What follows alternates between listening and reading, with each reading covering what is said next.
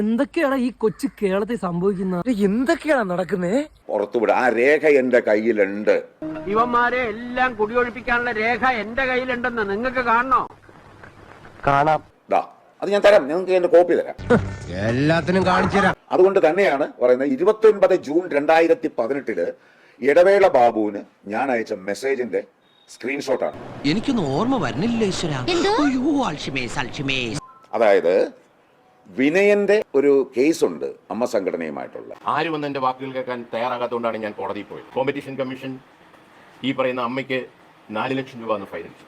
അദ്ദേഹത്തിന്റെ എന്താണ് വിലക്കി എന്നൊക്കെ പറഞ്ഞുകൊണ്ട് അമ്മ സംഘടന അതിനകത്ത് ആണ് ഒന്നാം കക്ഷി.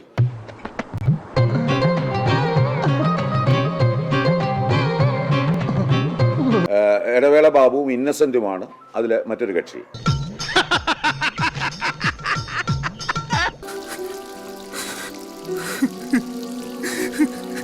Competition commission of India Delhi അവിടെ ഈ കേസ് നടത്തുന്നു.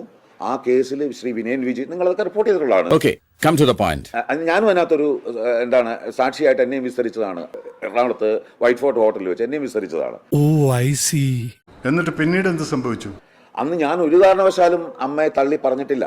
അമ്മയ്ക്ക് അനുകൂലമായിട്ടാണ് ഞാൻ മൊഴി കൊടുത്തത്. എന്നോട് പറഞ്ഞത് അമ്മയുടെ പ്രസിഡന്റായി ഇന്നസെന്റും മുകേഷും കൂടി ഇരുന്നാണ് ആ പടത്തിൽ നീ അഭിനയിക്കരുത്, അഡ്വാൻസ് തിരിച്ചു കൊടുക്കുക, ഇല്ലെങ്കിൽ നിനക്കത് ദോഷമാകും എന്ന് പറഞ്ഞ് എന്നെ ഭീഷണിപ്പെടുത്തിയത്.